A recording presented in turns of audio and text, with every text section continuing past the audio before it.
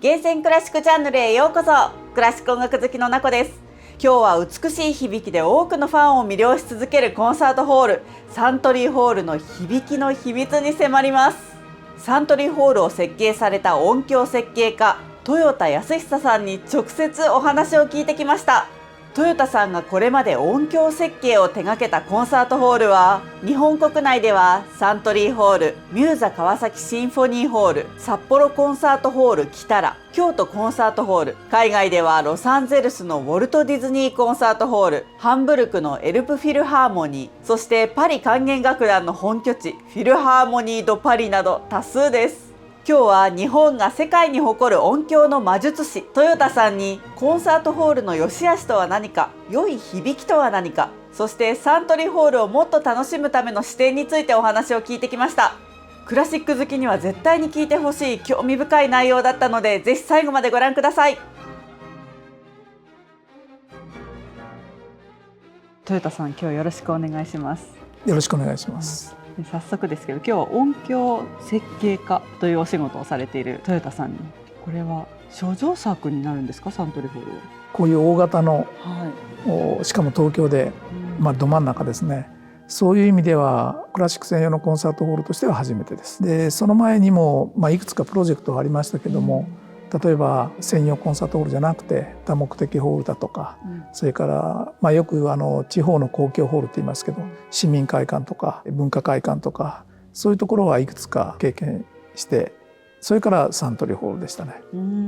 今日はこのサントリーホールを私たち聞く人がより楽しめる、そんなためにですね、豊田さんにいろいろとお伺いしていきたいと思います。よろしくお願いします。よろしくお願いします。まず本当に耳にタコができるほど聞かれてると思うんですけれども、豊田さんにとっていいホール、悪いホールってどんな違いがあるんですか？そのいい悪いっていうのが、何がいいか何が悪いか、非常に主観的なね、言葉なんで大変難しいと思うんですけども、ありていに言えば一度来たお客さんがまた来たい、また聞きたい、そういう繰り返し来ていただけるようなね、そういうホールがおそらくいいんでしょ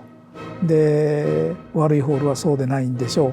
でただじゃあどうしていいのか、あるいは気に入ったお客さんが何度も来てくださるのかどうなのかっていう中にはいろいろな要因があると思うんですね。もしその要因が音響のことで、ここ響きがいいから、あるいは音響がいいからということで来ていただける、それがいいホールだということであれば、もちろん私の方は嬉しいですけど、見た目がゴージャスでいいとか、いろんな要素があると思います。確かに近くていいとかもありますもんね。そうですね。近いっていうのはホールの中でステージに近いっていう近さもあるし、それから自分家と近いっていう近さもあるし、いろいろですよね。それでいいんだと思いますけれども、今ちょっと聞いていると、やっぱり結果的に皆さんが来てくれるホールがいいっていう話ですけど。そうですね。そうなってくると、今度は皆さんがいいというふうにおっしゃってくれる音響の立場でいうと、それはどういう音響だろうとか、我々の中で自問自答してそういうふうになるように設計にフィードバックしていくっていうか、設計をしていくということになろうかと思いますけどもね。多くの人が音響がいいホールだなって感じるのって、どういったところで感じているんだと思いますか？いきなり難しい質問がどんどん来ますけれどもすみません。やっぱりいろんな意見が、音響ということに絞っても人によって多分違うと思うんですね。でそういう意味ではいろんな人がどういう音響をいい音というかっていうのは、これ私も分かんない、むしろいつも考えていることだと言っていいかもしれませんけど、じゃあ自分がどういう音が好きですか、あるいはいいホールではどうあってほしいですかというふうに聞かれると、私はとにかくね、ステージが近くあってほしい。で一番前がいいとか2列目がいいとかそういう意味じゃなくて、ステージがはるか彼方に遠いっていうのは、個人的にはフラストレーションがたまるんですね。だからステージが近くあってほしいということが一つ。それは見た目もそうですけども、音響的にも近くあってほしい。見た目は近いんだけど、なんか音ははるか彼方向こうで演奏している。日本語で言うと親近感っていうんですか。サントリーホールの後しばらくして、私海外のプロジェクトが多かったんですけども、英語ではね、インティマシーっていう言葉が割と普通に使われて、それを日本語直すとどう言ったらいいのかなっていうのが、やっぱり親しさ、親密さだとかなんとかちょっとフィットしないんですね。でもそれはとても重要だと思います。ステージが近くに聞こえる。それからステージが全部見える、結構見えないホール、それからホールによって見えない席があるとか、というのも時々私も経験しますし、皆さんも経験されてるんじゃないかと思うんですけど、そうでなくて全部ステージは見たいですよね。そうですね、このサントリーホールを見てとってもやっぱりどの席からもステージがよく見える、そんな作りですよね。サントリーホールに関して言えば一番よく質問されるのがステージの裏側に、後ろ側ですね、客席がありますけども、そこはどうなんですかと。でそれも含めて正面から見る席、サイドの席、横から見える席、裏から後ろからですね見える席といろいろありますんでね、これはぜひいい悪いじゃなくて自分で経験していただいて、こういう点が面白いとか、そういう楽しみを見つけていただければと思いますけどもね。ちょうど今サントリーの話になりましたので、サントリーホールについてお伺いしたいんですけれども、サントリーホールのこの音響の特徴、響きの特徴ってどんなものがありますか？実はサントリーホールの設計を始めた時にサントリーさんからいただいた注文っていうか、リクエストっていうか、それはねワールドクラスのコンサートホールにしてほしいというふうに言われたんですね。で普通は先ほどもちょっとお話ししましたように、サントリーホールのようにプライベートなホール、クラシックの専用コンサートホールじゃなくて公共ホールを担当することが多いんですけども、日本の 95% 以上は多分公共ホールだと思うんですけどね。でそういうところは、役所とのプロジェクト、役所からいただくプロジェクトっていうんですか、役所の人といろいろ相談しながら作っていくわけですけども、役所の人っていうのはやっぱ文章を書かなきゃいけないし、役所の中のミーティングで大騒ぎしていろんな契約文書なりなんなりを作らなきゃいけない。そうすると音響が良いっていうことがいい悪いだけでは目標にならないんですね。だから勢いその音響を数字で表してくださいっていうふうに言われるわけですよ。それで一番よく使われるそういう数字として残響時間っていうのがあるんですけどもね、多分お聞きになったことあると思うんですけども、その残響時間が長い短いでこれぐらいがいい、それって役所では非常に使いやすいんですよ。目標これぐらいにしましょう、で結果が良かったです、悪かったです。ところで目標となる残響時間に対して目標通りの数字になってますか、どうですかというんで、目標通りの数字になっていると太鼓判を捨てて、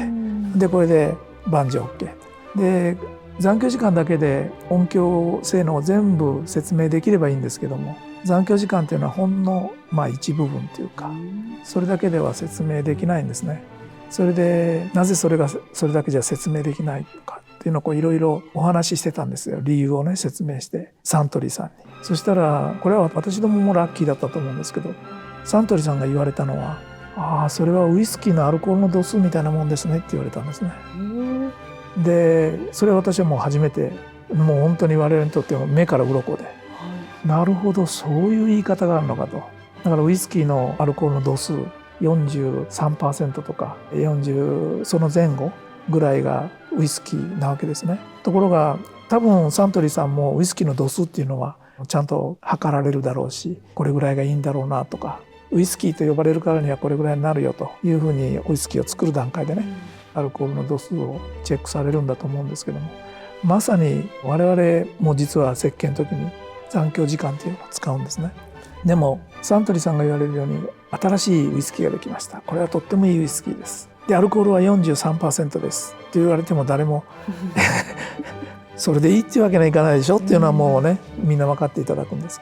じゃあいいウイスキーであるためには何が必要なんですか。それはやっぱりコクがないとか、まろやかでないとか、何年もので熟成されたものとか、もういろんな形容詞がありますけども、全部数字では表せないものだから、それに近いことが音響にもあるんで、サントリーさんからそう言われた時にはもう目から鱗で、その代わりじゃあどういうホールを作ってほしいって言われた時にはワールドクラスのコンサート。じゃあワールドクラスっていうのはどういうことをワールドクラスなのかっていうことを今度は我々が勉強しなきゃいけなかったわけですよ。だからもちろんいい音響でなきゃいけないし、いろんな面でさっきのお客さんがいいと思っていただかなきゃいけないし、それからお客さんだけじゃなくて演奏者も含めてね、いいホール、じゃあいいホールっていうのは何ですか、でいい音とは何ですかという、そこにフィードバックされていくわけですね。それで一生懸命我々も考えたし、サントリーさんも一緒に考えて音響の目標を作りましょうと言ってできたのが、今サントリーホールのウェブサイトにも多分書いてあると思いますけども、4つの目標っていうのを決めたんですね。それが純不動ですけども、余裕のある豊かな響き、重厚な低音に支えられた安定感のある響き、明瞭で繊細な響き、立体感のある響き、この4つをね目標にしましょう。でサントリーさんもそうですし、我々もいろいろ他の言葉も含めて検討して、これだと目指す音響っていうのが少し具体的に分かるかなということで、この4つを決めたんですね。でこの質問っていうのは実はサントリーホールの後もいろいろなホールを担当させていただきます。コンサートホールですけどもね、その時にほとんど必ず聞かれるんですね。でそういう場合には本当に残響何秒ですって簡単に言えた方がいいわけですよ。だから4つじゃなくてもっと絞り込めないかな、もっと重要なものだけで、実は最近のホールですね、同じような質問を受けた時に2つだけ目標として挙げるようにしてるんですね。一つはやっぱり豊かな響き、やっぱり響きがリッチであってほしいということと、もう一つは明瞭な響きで、明瞭な響きっていうのは豊かだけども一つ一つの音がクリアに聞こえる。豊かでリッチっていうとごちゃ混ぜに聞こえてるような感じしますでしょ。そうじゃなくて、でもやっぱり明瞭に綺麗に聞こえる。昔はっていうのはサントリーホール設計を進めてた30年前とか、我々も海外のホール、特にヨーロッパは先輩となるようなね、そういう歴史的なホールを含めてそういうホール多かったですから、勉強に行くわけですよ。でいいホールって言われてるところ、それはねやっぱり今言った2つのこと、しばしば相反すること、リッチで豊かな響き、しかも明瞭だから、すごくホール全体が響いてリッチなんだけど全部聞こえるっていうことが両立してるんですね。それ両立させるためにトヨタさんはどんなマジックを仕掛けたんですか？どうなんでしょうね。それはもう試行錯誤と言っていいと思いますけれども、先ほどの残響時間だけじゃなくて、じゃあどうするかっていった時に我々を助けてくれたのはコンピューターなんですね。でサントリーホールがオープンしたのは1986年ですから、もちろんコンピューターはもうすでに使える状況にあったと思いますけども、いわゆるパーソナルコンピューター、パソコンっていうことで広まっていったのが95年ですよね。 Windows95。 それでいろんな計算ができるようになって、もちろんそうは言っても今でもいいホールを作るのはどうすればいいですかって言ったらバーッと計算してパッと答えが出てくる、そんな簡単なもんじゃなくてじゃあコンピューターで何ができるようになったかっていうと、一つ一つの反射音が天井から反射して壁から反射して、もう無数に反射が繰り返されていくわけですけども、もう人が手作業で計算するっていうのはもうとてもじゃないけど複雑すぎてできないわけですけど、それをやってくれるのがコンピューターで、それで我々が計算結果として見えるのは反射音の分布だとか、どのぐらい遅れてくる反射音だとか、どちらの方向から来る反射音だとか、あるいは低音がどうのこうの、高音がどうのこうの、言ってみればですね、我々が見れるコンピューターの計算結果っていうのはお医者さんが見るX 線のね、レントゲンのフィルムのようなもんだと考えていただければいいと思うんですけどね。だからレントゲンがない、X 線がない頃から比べると、これはもう雲泥の差でいろんなことが分かるわけですよね。ところがコンピューターがまたどんどん発達していくと、今度はもっといろんなことが分かるようになる。それは例えばさっきの X 線でいうと CT だとかスキャン、それから MRI、 要するに人間のこの体を輪切りにして細かいところまで全部見れるように、だから前より X 線の時代よりは本当よく分かるようになったわけですね。でも MRI で分析しても、はいここのがんが見つかりましたとは出てこないわけですよ。それはもうお医者さんがいろいろ具合がある人、それからそうでない人のデータを集めてみて、どうもこれがそれを表しているらしいよと。音響の話もそれに近いところがあると思いますね。やっぱり反射音の分布だとか、そういうことをいろんな方のデータを重ねていくと、それでもやっぱり数字では出てこないんですね。この辺にムラがある、これがない方が結果がいいかもしれないとか、そういう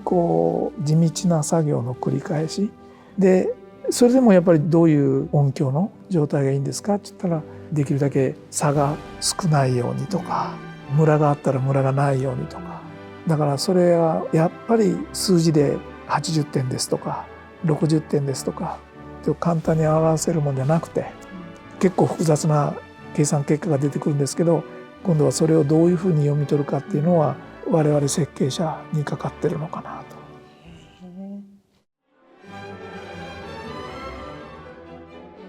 サントリーホールを設計するにあたってもいろんなそういうプロセスを踏んでこられたと思うんですけれども、ところがサントリーホールの場合には実は先ほど言いましたようにパソコンと呼べるのが発達する前なんですよね。サントリーホールのオープニングが1986年でその頃から我々実はコンピューターを使い出したんですけども、大型のコンピューターでスピードも遅くて、その頃サントリーホールができた後ですかね、90年代で大型の計算機で一晩かけてやってたことが今は実はパソコンで10秒か15秒ぐらいでできちゃうんですよね。そうするといろいろなホールの形をインプットして計算してというのが即座にできると即座に比べられる。ところが一晩かかってやっと1パターンで2日目は2パターン目というとできることが限られてますよね。だからサントリーホールの場合はそういう地道な作業を繰り返しやってっていうよりもやろうとして途中まではできたけどもぐらいなところで道具としては少なかった。でも結果としてはその割にはいいものができたって言ったら怒られますかね。我々もラッキーな部分があったと思います。サントリーホールを作るにあたってもいろんな構造でシミュレーションされたんですよね。そうですね。シミュレーションという意味ではさっきコンピューターのことを中心にお話ししましたけども、模型も作りましてね、実際のサントリーホールの中の模型、これは結構大きな模型で10分の1の模型なんですね。長さが10分の1ですので、ここのホール天井がだいたい20メートルぐらいあると思うんですけど、そうすると模型の中で天井の高さは2メートルぐらいということは人が入れるぐらいの大きさですよ。それであらゆるものが模型の中では10分の1になって、そうすると一番のメリット10分の1、なぜ10分の1かって言ったら、そういう大きなスケールだと中で音が使えるんですね。音を出すことができるんですね。それで全部10分の1になりますから波長も10分の1になる。で波長が10分の1になると音のスピードが同じなんで周波数が10倍になるんです。そうすると覚えておられるか、あるいは見たことがおありになるかどうか、テープレコーダーっていうのがありましてね、テープレコーダー早回しするとキルキルキルキルという、それはご存知ですか？ちょっと音が高くなったりしますよね。そうそれで10倍の音をコントロールできるんですよ。要するに10倍のスピードにしちゃえばいいわけですね。そうすると今私が喋ってる声がテープレコーダーで10倍のスピードで録音して再生するとキルキルキルキルというようになっちゃうわけです。でそういう手法で中で音を出した場合、これは音楽を出してっていうわけにはいかないんですけど、例えば出来上がった時にステージまだ何もない時に手を叩いてね、音はどうだろうということをチェックの手始めにそういうこともやるんですけども、それに近いことができるんですよ。だから本当に変な音響があるとそこで分かっちゃう。だからこれは具合が悪いっていうことで直して、でまた実験を繰り返すというようなことをしばらく何ヶ月もやってましたね。豊かな響き、音色の響きというよりももっともっとプリミティブなことをチェックしてるんですね。プリミティブなことっていうとなんかすごくもったいぶった言い方ですけど、もっと原始的なね、何をチェックしているかって言ったら変なエコーが起きないようにとか、あるいは我々専門用語でロングパスエコーって言いますけども、パーンと叩いて音が非常に後から遅れて、要するにエコーですね、小玉のような感じで返ってくるの、それはやっぱりコンサートホールとしては困るわけです。でそれができてからではもうちょっと遅いんで、それができる前にそういうことをチェックできるという意味では模型実験っていうのは実は今でも有用な方法なんですね。だから今設計が進んでいるヨーロッパのコンサートホールのプロジェクトはいくつかありますけども、そこでも模型を作ってで実際にそういうチェックはやってるんですね。コンピューターが使えるようになったからもう何もしなくてよくなったんじゃなくて、今でもコンピューターも使うし、それから模型実験もやりながら両方使ってやってます。なるほど、それぞれで分かることがあるんですね。鳴ってはいけない響きをチェックするみたいなことなんですかね。そうですね、面白い。私もサントリーホールは大好きなホールの一つで本当によく来るんですけれども、もっと私たちがサントリーホールの響きを楽しむために何かポイントとなることとか、こういうことを注目した方がいいよみたいなことってありますか？そうですね、先ほどちょっとお話ししましたけど、サントリーホールはステージの舞台の前の方にたくさんお客さんいらっしゃるんですけども、そこだけじゃなくて横もお客さんいらっしゃるし、後ろもお客さんいらっしゃるし、でこれは初めてこういうスタイルを取ったレイアウトというわけではないんですけども、1960年代にベルリンのフィルハーモニーホールがいわゆるカラヤンとベルリンフィルの本拠地としてこういうスタイルで設計されたんですね。で後ろにお客さんを置くことがいいとか悪いとかっていう前に、とにかくできるだけたくさんの人がステージに近くにいてほしいというのが設計者の考えだったんですけども、それを踏襲したっていうか、それを参考にしてステージの後ろのお客さんがいて、その分ステージが前へ出てきてるっていうことは、正面のお客さんの一番遠い人でもその分だけは近くなってるわけですよね。だから方向はいろいろあるけれども、ステージに近いお客さんの数が圧倒的に多い。で方向はどうなんだっていうことがいろいろサントリーホールの時にももちろんできた時に、いいだの悪いだの、いや後ろは良くないんじゃないかとかいろいろ言われましたけども、でもこれ後ろの音がですね、前にいるお客さんと同じように聞こえるかというと、これは同じように聞こえないです。これも全く反対ですのでね、後ろで聞くように聞けるって言ったらおかしいんですけども、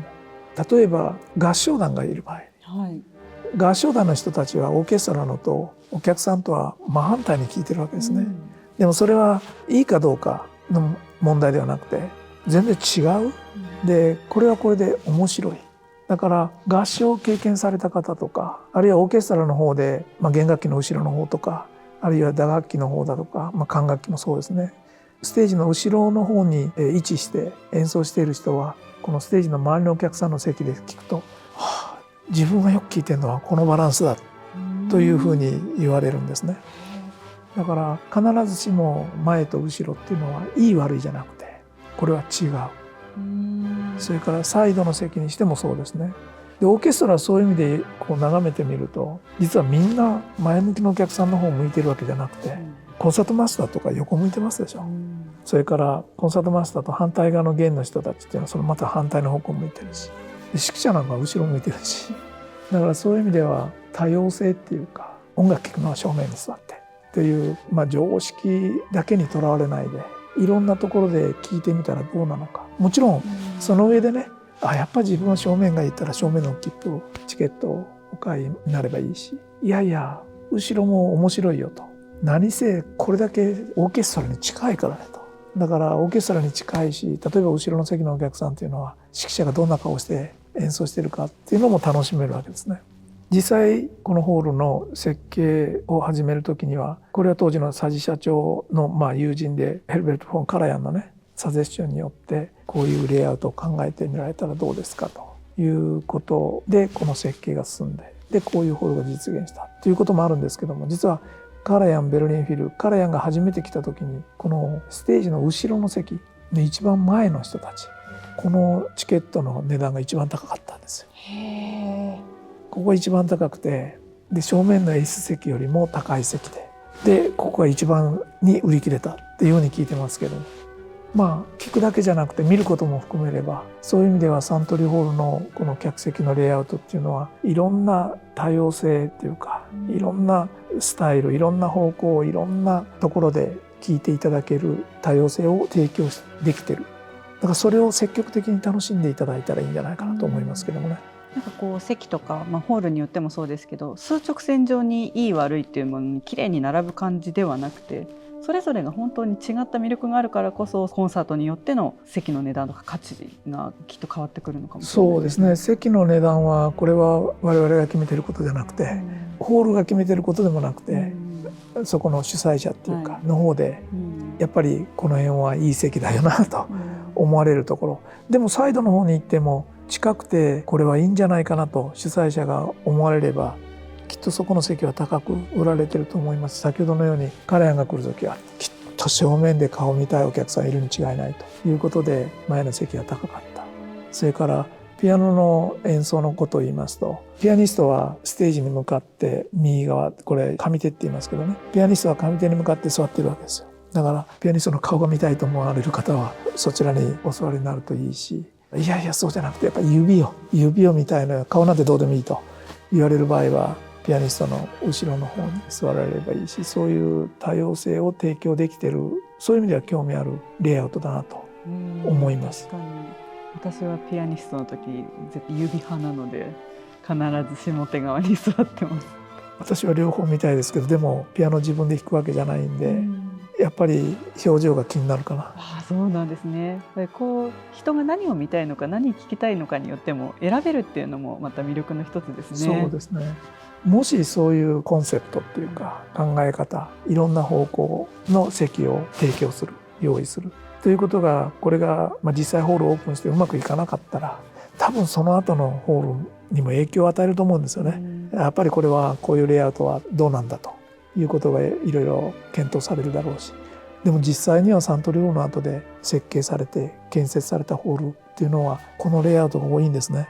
だから当時は冒険っていうかチャレンジの面があったと思いますけども、でも結果的には良かったんじゃないかと思います。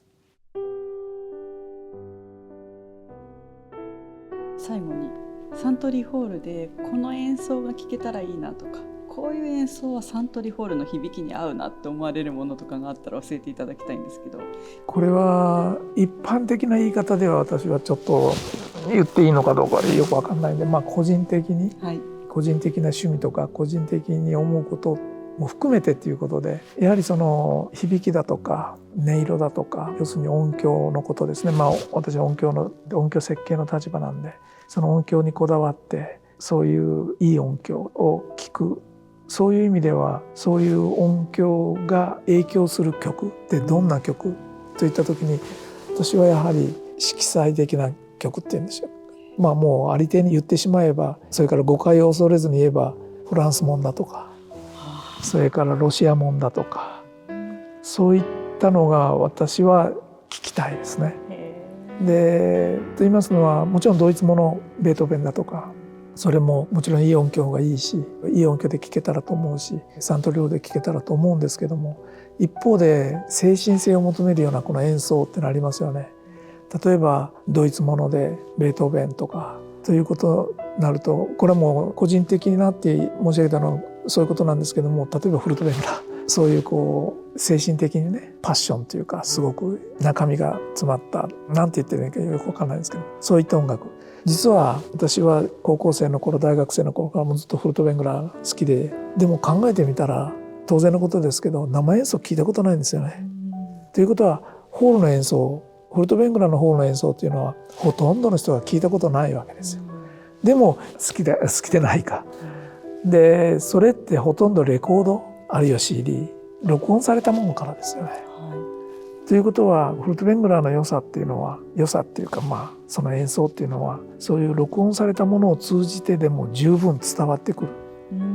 そういうエネルギーっていうか、そういうものを持ってると思うんですね。で先ほどの音色が美しいとか、響きが柔らかいとか、スペクタクルだとか、いろんな表現がありますけども、そういう音楽の方が実はレコードで聴くよりも実際のホールに来ていただいて、実際の生でしかもいい演奏を聴いていただくといいんじゃないかなと。そういう意味では個人的にはあえて言うとフランスものだとかロシアもの、もちろん現代音楽もそういうのに向いた音楽があると思いますけど、実際のホールで聴いていただいるといいかなと思います。ありがとうございます。ちなみに私ここ数年でサントリーホールですごく感動したのスメタナの演奏にすごく感動しましたね。ちょっと東欧の濁った空が見えるような、でも晴れやかな大きな川が見えるような、そういう映像が浮かんでくる演奏でしたね。そういうニュアンス、音のニュアンス、音響のニュアンスまで含めて言うと、やはりレコードだけ聴いてたんではちょっと物足りない、全然ダメとかそういう意味じゃなくて、やっぱり今スメタナっておっしゃったその旧東欧圏のね、まだ古き良きものが残ってるような、そういうニュアンスまで味わいたいと思うと、レコード録音されたものじゃなくてやっぱ生の音で聞くとこれはいいですよね。本当ですね。いかがでしたか？今日の動画が良かったと思った方はぜひグッドボタンを押してください。またサントリーホールなどのコンサートホールの響きを楽しむあなたならではの視点、ポイントがあればぜひコメント欄で教えてください。ちなみにサントリーホールの全体像はこちらの動画で詳しくご紹介しています。トヨタさんのお話でサントリーホールに興味を持たれた方はぜひこちらもご覧ください。厳選クラシックチャンネルではクラシックをもっと身近にをモットーに毎週金曜日の夜8時にクラシック音楽を楽しむ入り口になるような動画を配信しています。有名な作曲家の人生と代表作、クラシック音楽の歴史の流れ、オーケストラ楽団、演奏家や有名曲のご紹介などを配信しています。クラシックに興味がある、クラシックにもっと詳しくなりたいという方はぜひチャンネル登録をして一緒にクラシック音楽のある生活を楽しみましょう。それではまた次の動画でお会いしましょう。ブラービー。